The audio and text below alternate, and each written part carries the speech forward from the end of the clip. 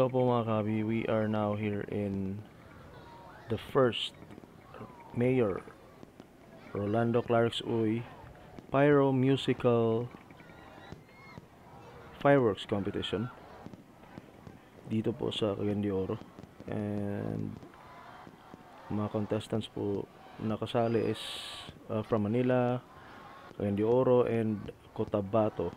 And as you can see, grabe, medyo busy po ang daan, and ito po yung Isalina Bridge sa Carmen, near Jollibee po na papasok. And ito po ay sa ngayon sarado po, bawal po ang mga motorsiklong dumaan dito, and mga tao lang po ang inaalaw na pumasok dito. And lahat po nakaabang sa magandang presentation ng iba't ibang mga participants ng competition.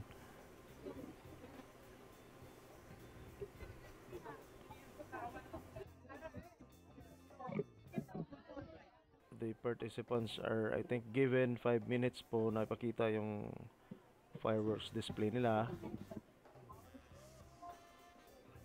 And after a few minutes na matapos yung isa, bibigyan ng ilang minuto para makipag-start yung next na contestant. So dito po tayo ngayon, medyo masikip po yung daan. Kasama ko po ngayon yung kaibigan kong vlogger din, si Walking Dad. Nag-aalangan kaming pumunta kasi medyo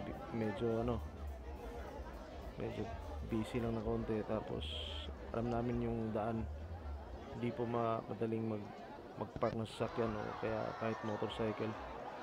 So ito, I think we are on the fourth contestant. Sila na po yung nagsisimulang magpaputok ngayon. And as you can see, grabe, nakabang lahat yung mga tao sa presentation ng iba't ibang mga participants. Ito po talaga yung first time na nangyari ito sa Cagayan de Oro na mayroong competition na ganito. Usually kapag ganito, Pasko lang ito ginagawa, mga New Year, ganyan, kasi bawal na po ang paputok dito.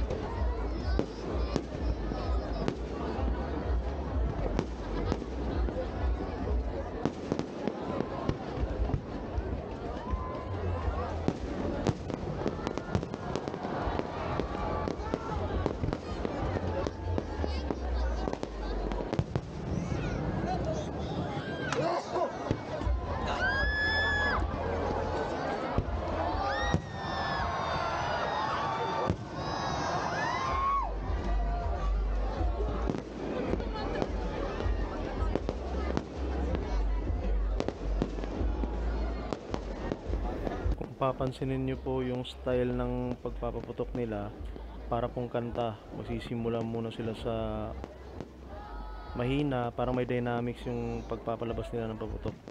Medyo mahina from first minute to second, tapos konting dandang lalakas yan 3 minutes, tapos bubuelo ng konti, especially pag darating na ng 4th minute niya, tuloy-tuloy na hanggang 4:30, hanggang patapos. Bubuelo ng bubuelo yung mga firecrackers na ginamit nila. Kung i-observe nyo po before matapos, yun yung parang malalaman mo na may aabangan kang pasabog.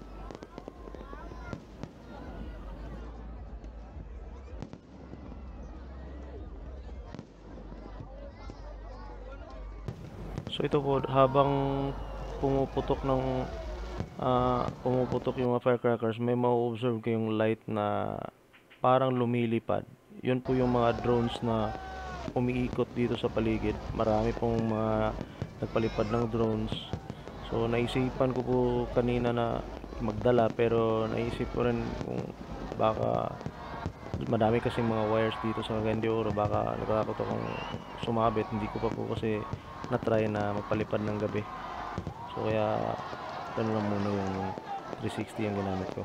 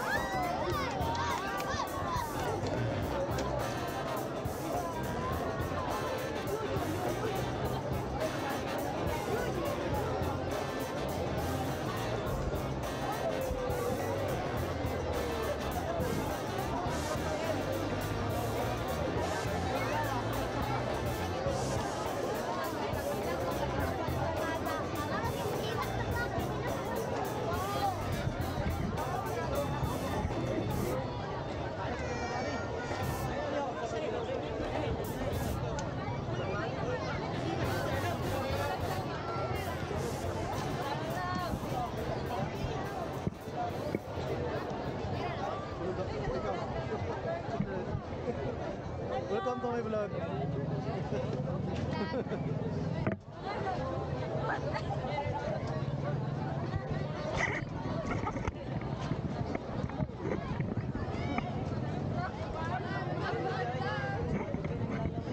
Shoutout.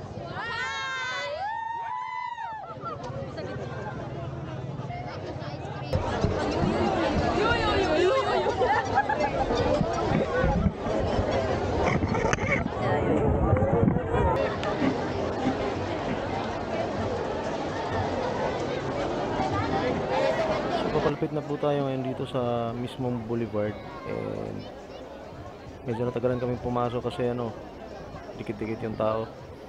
Tapos dito nakikita po natin may mga palabas, may mga papasok. Tapos medyo lumuluwag na po yung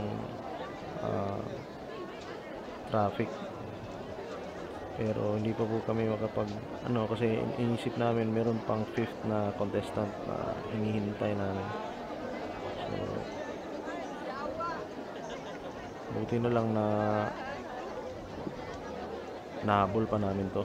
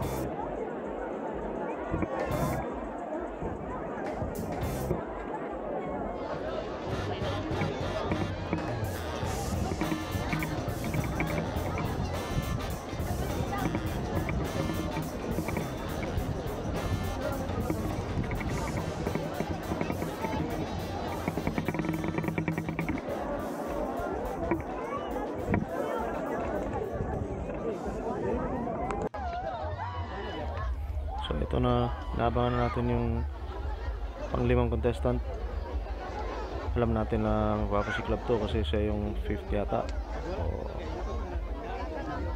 last but not the least.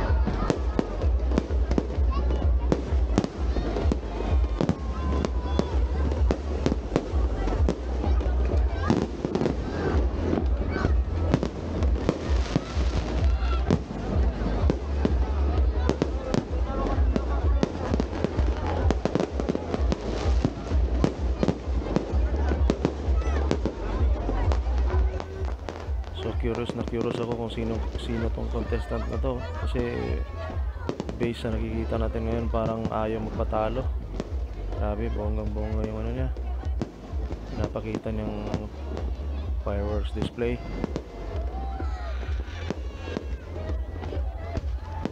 Bagay na bagay yata talaga na nasa last part siya.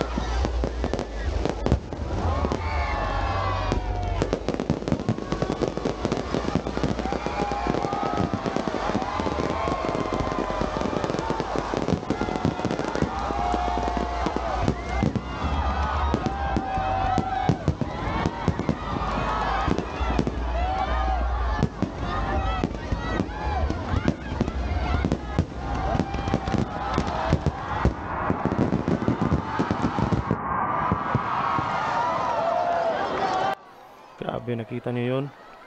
Grabe. Power na power yun. So sa mga hindi pa po nakapag-subscribe, papuwi na po tayo. Subscribe na po kayo.